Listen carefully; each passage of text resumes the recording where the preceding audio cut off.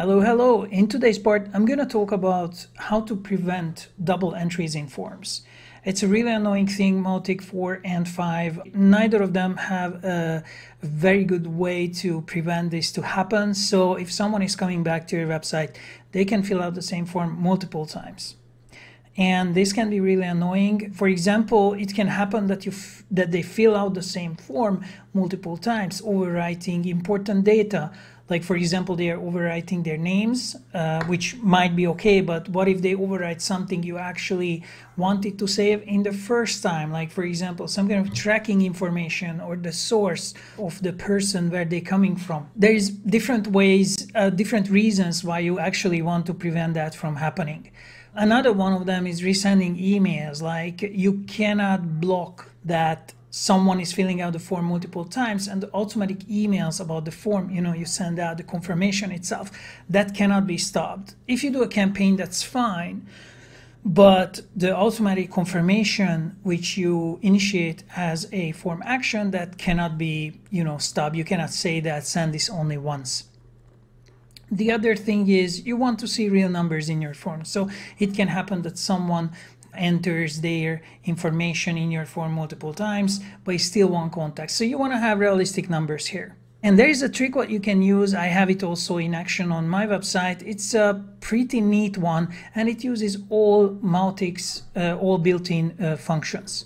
It's called the real versus dummy form setup. So basically, a visitor comes to your website, then we check if they filled out the form already. If they haven't filled out the form yet, then they will see the real form, so they can fill it out.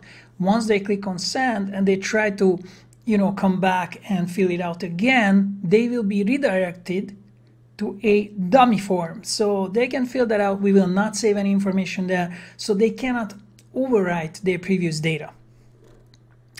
We're going to use, in order to build this, we're going to use two forms with some special settings in one of them. We're going to use a hidden field to understand if they already filled out the form or not, and we're going to use dynamic web content, which will manage the swapping of the two forms. And we're also going to put this on the landing page so we can actually test it out. So demo time, let's start building it. We're going to create then two forms. First, I'm going to make a real form, and this is going to be the one where we save the data. Real form. Let's follow this name here, and we will add the email address, very important because that is our key, and we'll save it in email. It should be required. This is required, and I think that's it. Let's add another one, and that's just going to be a text. We will do first name, save it under first name. And let's make this also required, just to be consistent here.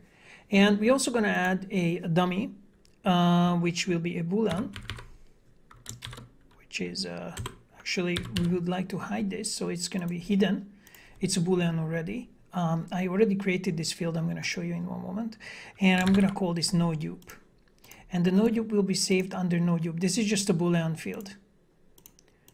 And we will add the default value of 1. So anyone who fills out this form will get the default value of 1 in this nodupe form field. And we also going to save it directly. Oops, 1 second. We need custom fields. You see it looks like this. It's simple nodupe boolean yes and no. So anyone who fills out this form will automatically have this value added in their profile, and this is going to make sense in a moment. But before I go further, I will make the dummy form as well. Let's clone this. Let's call it dummy form, like this. And we will change a little bit the text, the things here. So first of all, we don't need this deduping value. And the email we won't save, so I won't be saving this one here, and I also won't be saving this because I don't want that anything is overwritten. Plus, I would like to apply kiosk mode, and the kiosk mode allows me not to have any kind of association between the contact who fills out the form and the database. of Mautic, so they will be not saved in any way. There will be no track, there will be no attempt to connect the person who fills out the form with the form results. So we cleared this up, clean this up really nice. We keep it also mandatory, and we will say a message here which says you already submitted your entry before.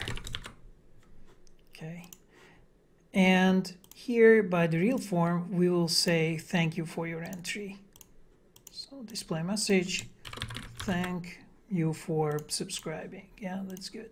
So now I have two forms here, 136 and 137. We will add these two forms into two different dynamic web contents. Let's do that. So I will be adding, I'm gonna call this form selector. Oh, what was the name?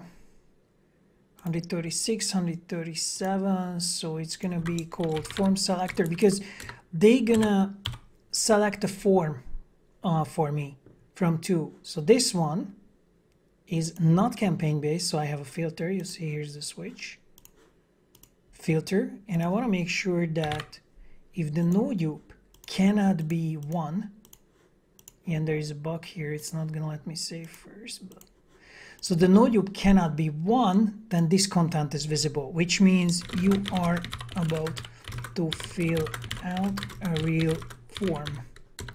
And here I will add the form itself, and that's form equals 136, and this is gonna display my form number 136. Let's call it form 136. This is requested slot name. So this, we need to pull in the form into a landing page. This, not the form actually, but the dynamic content. So once the dynamic content is pulled in, depending on this filter value, it's going to display this text or not. Okay, so this is the real form, but we will make one more. I'm gonna duplicate this one, and I'm gonna call this 37, and that's our dummy form. So I will write also you're able to fill out the dummy form. Of course, in real life, we will not say that, yeah, you are about to fill out a dummy form. Just for the test itself, I wanted to make sure that you understand. So here the no dupe has to be cannot be, dummy is equals 1. So the dummy has to be 1, like this. Don't forget to publish it, and the requested slot name is 137, and I think that is it. So now we have the two dynamic web content. One of them, this one here, will be displayed if the no dupe is not 1, and the other one if it's 1. Okay, now only thing we need now is a landing page, and then we can do some testing. This is how my landing page looks like. I have here two tables, just that we see left and right, but of course in real life these two blocks would be like next to each other, so if one of them is not visible, the layout is not really affected. So how did I do that? This is what makes all the magic happen here. This is a dynamic web content pulling in form number 136. Actually, this is not the form, but this is the name of the dynamic web content, and the form 137. And this text here is visible if this one is not visible. So otherwise it's not. So you will see it in a moment. So let's save it and test it out. So I pulled in this landing page, and this is now a different browser. So this is another browser I'm using, because in this browser I am a Mautic admin, and that means that whatever I open, it will not read my cookies. So the whole thing just doesn't work. So testing is actually the hardest part. This is now a new contact here, which doesn't have the no dupe value. So the first form is shown here. This is how the dynamic content is displayed if the filter is yes. So here the filter is yes, on the left side the filter is no. So you are about to fill out the real form, and here's the form. And remember, this is coming from here. I'm about to fill out this one here, this form, the 136. This is my real one. This is where I actually want to save the data, and I want to make sure that all the automations are starting. Okay, so let's fill it out. I'm going to call, just add one email, real form at gmail.com, and this is going to be realjoy. This is going to be the name here. So I submitted. Thank you for subscribing. So what happens if I load this page again? So let's see, I'm going to do a second fill out here. So let's go here. You see, the real form is not visible. You are about to fill out the dummy form. Now, because I have this value, and we can actually check this contact here together. Here is the contact. He totally appeared here for me, and I have no UPS. So that's why the form is behaving this way. So let's fill it out. And if everything goes fine, then I'm not going to overwrite the values. So the email will be the same email address, email like this, and the name will be like dummy email, Joey, and submit it. And right away, I'm getting the message, you already submitted your entry before, which means that it won't be saved. So I can give a little bit of warning. So let's see, the dummy form has one result, the real form has one result. I can look at it. This is the real form, realjoy.